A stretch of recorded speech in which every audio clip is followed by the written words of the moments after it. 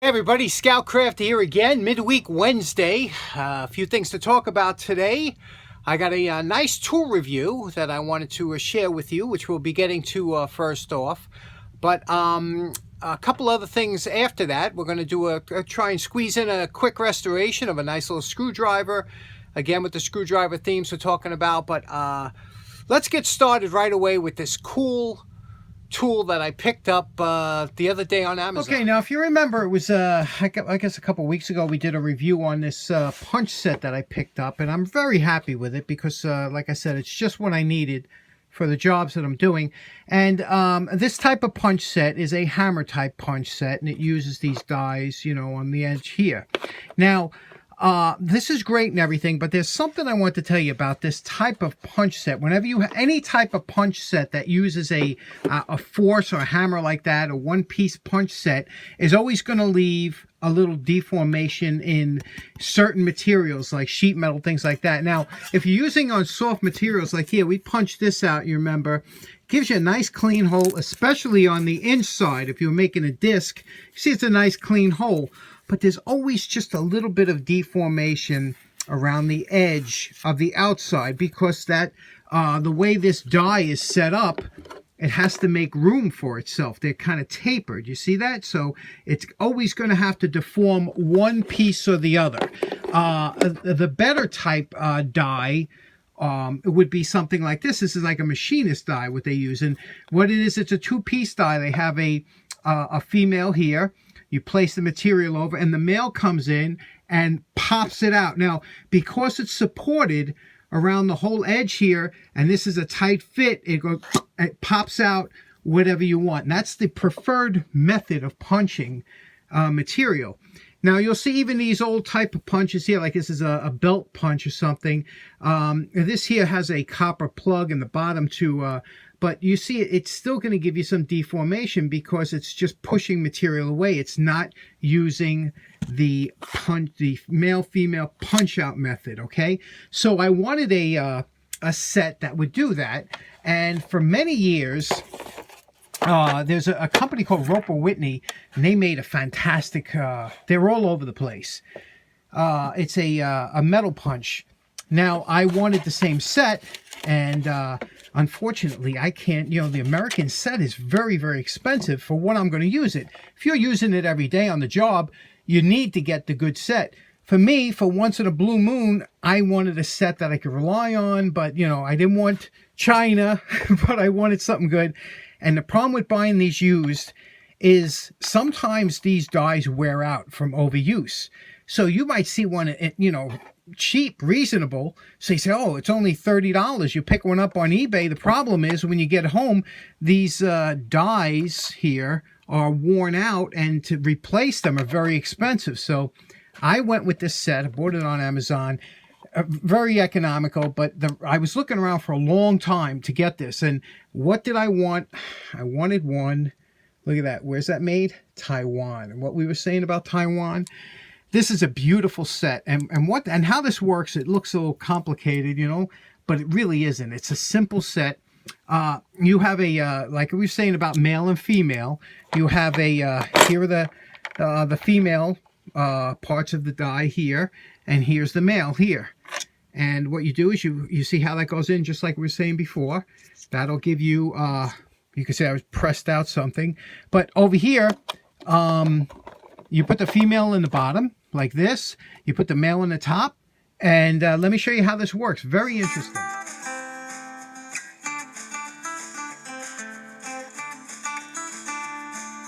Okay, to recap what you just saw, it comes with this little tool here. You loosen up this one screw, and you place the female die in here. You put the male die in the middle, and there's a little T-slot in there that when this pushes back, it slides into the T-slot. Very simple to change the dies, and you can see what happens now. Take a look at that die as it opens and closes. You can see how it enters the female like that, and it's just beautiful how that works. It has a lot of leverage to it. I'm going to stamp out a couple things, and I want to show you how this works and why this is such a cool little tool. If you should see one at a garage sale or something, you might want to. Now, the first thing we're going to do is going to stamp one next to this hole here. Open up the die like this. Again, it has a you got to open it up quite a bit. press it down like this. Now, you can, here we go. We're going to just make a quick hole just to show you what it looks like. Okay, there we go. There's no pressure involved. But I want you to look at how clean that hole is compared to this one here. You see, remember I was talking about the deformation around the edge? Look at that. Zero deformation around the edge, front and back. See over here, deformation? Look at that. Is that beautiful? So that's why this type of system, male-female, is so much better than the you know, the one where you stamp out. Again, it depends on the material you're using, you know, how tolerance, you know, how close your tolerances has to be.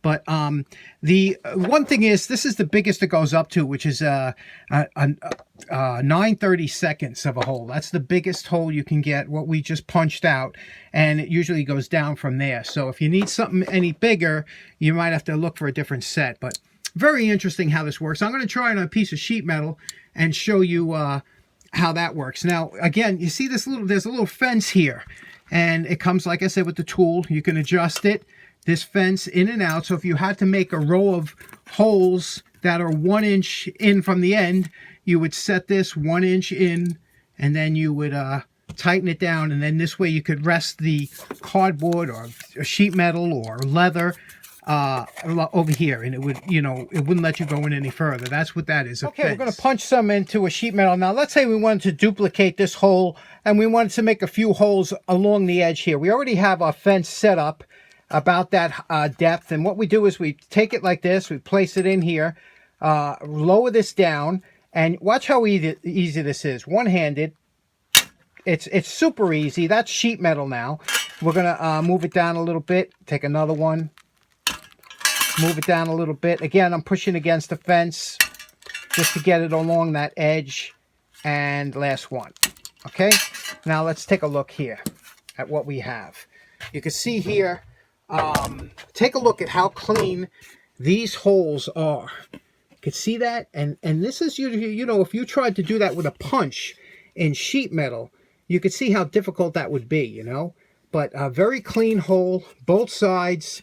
Very interesting. I'm just playing with it. First time I actually got the tool. I never really used one before, but it's very easy to use, very user-friendly, and it's, you know, just something to add to your bag of tricks if ever you're thinking that you might need a hole punch that could go through something stronger than regular punch. Now, one other thing I want to point out about this, it does come with a 10-year warranty, and that's always nice. I always like the fact when things come with a warranty that's more than just 90 days or a year. Here, 10-year warranty, so that's always good to know.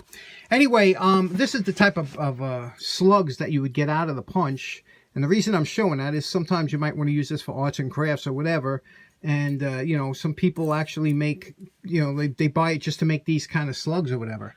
Next up, I want to talk about engraving a little bit. A lot of people have been talking about, you know, engraving, and I said I would cover that, and let's get to it right now. Whenever we do a restoration, one of our biggest hopes and dreams is to keep the tool as original as possible, but a lot of times when they're covered with rust, it's very difficult because in order to get rid of the rust, the pitting, the staining, you have to go below that. Now, if you have a deep stamping like these channel lock here. See, that's a nice stamping on there. Love that, a stamping, okay? That's a big difference. See that? Here's another one, a stamping.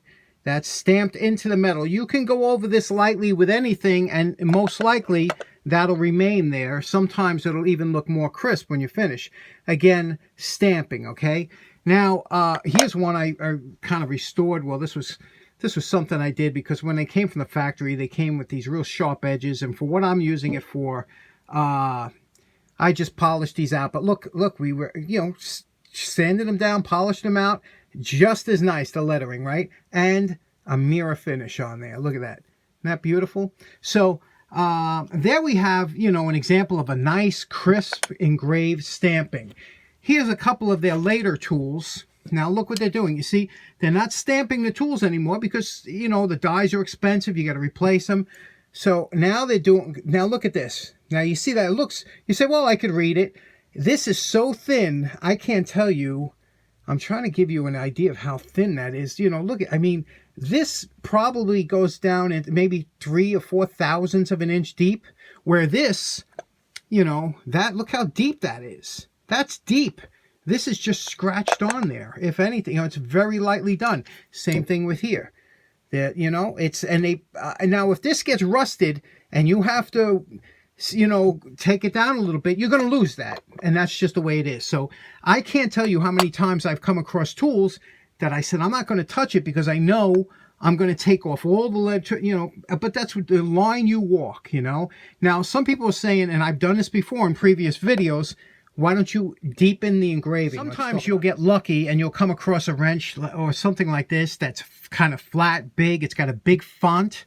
Font is the style of lettering. And you can see here this Craftsman. It's in there now. Let's say this got rusted up when you had to take it down and this got faint. It's big enough that you can, and I've done this before, I've taken one of these nails. We've all seen these before, these tapered square. They used to call them flooring nails or whatever, but these things are super hard. In fact, if you tried to bend this in a vise, it would break before it bent. And what you do is you grind this down to a sharp tip and make it into an engraving tool. And I've already stamped around the letters to try and make them deeper. You have to remember one thing though.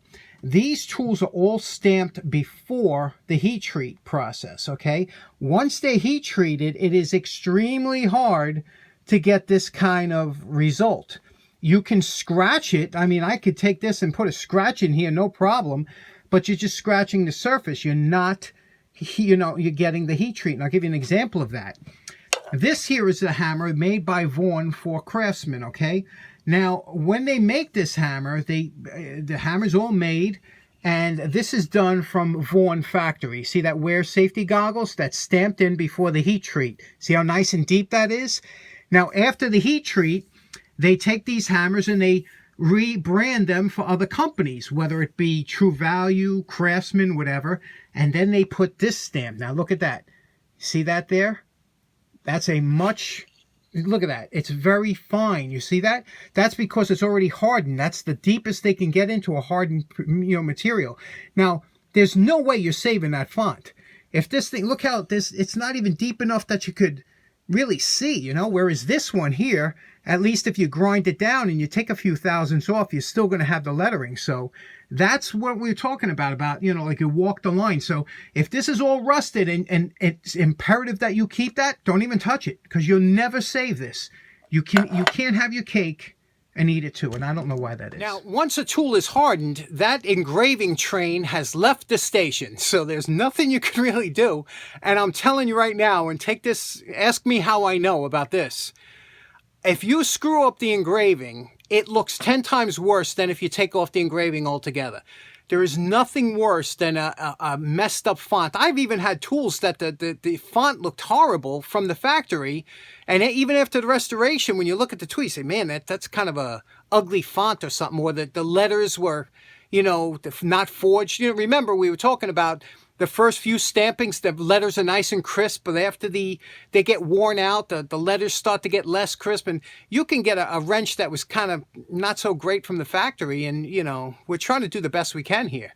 And so that's where we walk the line. Okay, next up, good friend of the show by the name of Marcel German sent me in he said, we were talking about screwdrivers last week, and he said, oh man, he goes, I think the best screwdrivers are these PB tools made in Switzerland.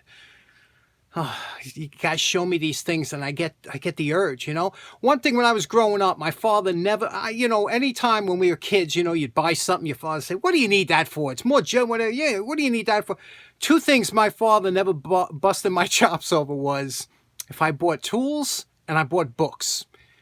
I don't care. I could buy a Chilton manual for $50. He'd be like, that's good to have. You get a lot of information in there. I could bring home a tool. He'd say, oh, that's a nice tool. He never busted my chops about that. And so I guess that's where my addiction grew from, because that's why I can't stop buying tools. But every time I see these new sets like this, I went through this PB catalog, and they got some real nice screwdrivers. And Switzerland, no junk comes from Switzerland. You never heard anybody in your life say, Swiss piece of crap, right? It just doesn't happen. Say that about China. Okay, but so I tell you, I was looking at that and saying, man, there's some nice ones. And also, Sid Chrome. You ever see Sid Chrome from Australia? My buddies down in Australia, you know about Sid Chrome. they got a nice screwdriver set. I was looking at it, I said, man, look at that. Isn't that just beautiful? I mean, I like that kind of stuff. But let me show you about this next project we're going to start on, why I kind of picked it today. Okay, probably two of my most favorite screwdrivers that every time I bring these out, I always get comments going, wow, who makes them? What are they? This one here is an old trade. And I've been trying to find the regular flat bit for this, but I can't, you know, they're hard to find, you know. But this one here, this nice old trade. And then this one is a no-name. We restored this a while back, and look at that, huh? What is it about green? What is it about that color that just is so nice, right? And so I happen to see this one here. Again, I'm always searching for this one, so sometimes this come up. But this came up, and I said, you know, I like the square shank Phillips. You know, you don't see too many square shank Phillips screwdrivers around. And this one is a chrome vanadium. It's written here somewhere. I don't know, it's a little bit... Well, we'll see it later. There it is. Chrome vanadium. See that? So I thought we'd do a quick cleanup on this. You can see it's got a rusted cap on there. But, you know, the greens, they do come out nice. So let's see what we can do with this. We got a good scrubbing with, you know, soapy water and everything. And it got off a lot of the grunge. It looks nice, right? We're going to give it a polishing. But I just want to talk about this top for a second. Now, this top, I want you to look at that. And this is a difficult top to do. Because, first of all, you want to hit it with the wire brush. But you can't really do it because of the surrounding plastic. And you see here, it's just almost perfectly aligned with that plastic. So how are you going to do it? The best way I found to do it is to take a fine, because this has to come out nice if it's going to look good. And I do it on the belt sander. And you're going to hit some of this, but you're going to polish this back out. So here's what we're going to do. We're going to hit this here. Of course, we're going to disturb some of this around here, but then we're going to go through our grits of the sanding pads and bring that back to a nice polish. Let me show you. Now we're approaching the belt over here, and we're trying to have the belt just catch the edge. We're going right up to the edge. We're not going to go as far to the edge, but there was a lot of pitting in that cap that we want to get rid of. So I have a fine belt on here, and we just keep moving it and checking it every few seconds. Okay, here we go. And you can see here, remember what I was telling you. Now, anytime you touch that, we're going to damage the plastic, which we did there, you see? And, but you know, again, we want to get that rust in between, because that rust is in between the both. So now what we're going to do, we got all the pits out of the top here. Now we're going to go through our sanding pads. And these are pads backed by the specially made to work with water. And we're going to take that and polish and water. And we're going to do this back and forth. And we're going to restore this plastic around here along with the, hopefully, the metal. Now, to help us along with this, we're going to mount it into a cordless drill. And you see it spins pretty good. If it was a round shank, it would spin really true, but that's fine. And then we'll do that with the water and a little bit of an abrasive and try and finish and clean that cap off. Okay, here we're using a slow-speed battery drill, and we're using Comet as an abrasive to try and get that rust between the cap and the screwdriver body. Okay, once you go through all the sanding pads, you're going to take some plastics. This is fantastic plastic polish. Put a little bit on a dampened piece of, I use a shop towel, you know, this paper shop towel. A little bit on there, and then we're going to run this here and polish it up now. You see here? I'm doing this in real time here. Adding some pressure. You don't want to burn it, obviously, but the polish is going to do the work.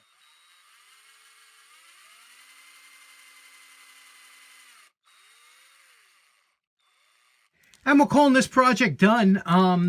You can see here what we did. It looks really nice, doesn't it? It's, you know, the translucent green. I just love that color. And you can see how nice the polishing came out. And, of course, this was the hard part of this. Was getting that back restored to the point where, you know, it just looks nice, right? And that's the key. You know, it's the small details. And, you know, whenever you're cleaning something up that people notice right away. And there it is, the chrome vanadium lettering. We didn't have to do anything with the shaft here. It's the original chrome and just left it the way. I'm going to make this a user screwdriver, but it is a nice little unit and, you know, nice little polish over there, right? So you can see everything, especially these acetate screwdrivers, they can come back with a little bit of work, and especially this lovely green. Although not quite as nice as these two, right? But There we go, the three amigos. So in closing, we snuck in a little midweek mosh. I'd say that 3 times quick. And hope you enjoyed it. Hope your week is going great so far. Thanks so much for tuning in. Have a great day. Bye-bye now.